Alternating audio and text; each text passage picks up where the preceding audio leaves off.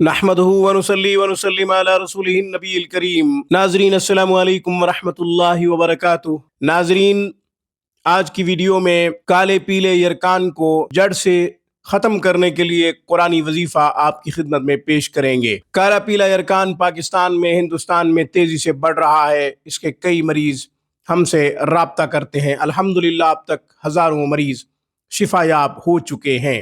ہم خود بھی دم کرتے ہیں، تعویذات بھی بھیجتے ہیں۔ اس کے علاوہ آج میں وظیفہ بھی عرض کر دیتا ہوں اور اس کا طریقہ بھی پیش کر دیتا ہوں۔ اس سے پہلے کہ میں وظیفہ بتاؤں اور اس کا طریقہ عرض کروں، ہمیشہ کی طرح درخواست کروں گا آپ خود بھی قرآن کریم پڑھیں، اپنے بچوں کو بھی صحیح حروف کے ساتھ قرآن پڑھائیں۔ قرآن کریم کی ایک آیت مبارکہ کا پڑھنا 100 رکعت نفل پڑھنے سے زیادہ افضل ہے۔ علم کا ایک باب سیکھنا 1000 رکعت نفل پڑھنے سے زیادہ افضل ہے۔ اپنی دنیا سنواریں، آخرت سنواریں، اپنے بچوں کی دنیا اور آخرت سنواریں۔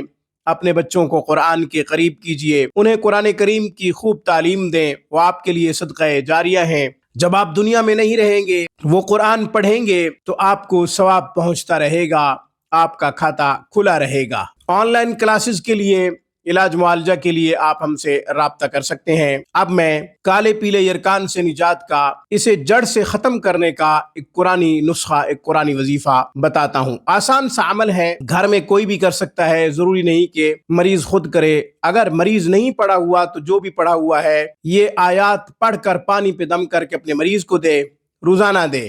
مریض خود پڑا ہوا ہے تو بہت اچھی بات، اسے چاہیے کہ پنجگانہ نماز ادا کرے۔ ہر نماز کے بعد سورہ مومنون کی آخری 4 آیات 7 دفعہ پڑھے، اول آخر 3 دفعہ درود شریف پڑھے، پانی پہ دم کرے، پانی پی لے، حسب ضرورت پانی لے لے، تھوڑا سا پانی لے لے، اس پہ دم کر کے پی لے۔ دوسری نماز کے بعد بھی ایسے ہی کرے، 5 نمازوں کے بعد پانی دم کر کے پیے۔ اور اگر خود پڑھا ہوا نہیں ہے، کوئی اور پڑھ کے دے رہا ہے، تو پھر دن میں 1 مرتبہ یہی 4 آیات سورۃ مومنون کی 21 دفعہ پڑھیں، اول آخر 3 دفعہ درود شریف پڑھیں، پانی پہ دم کر کے دے دیں مریض کو۔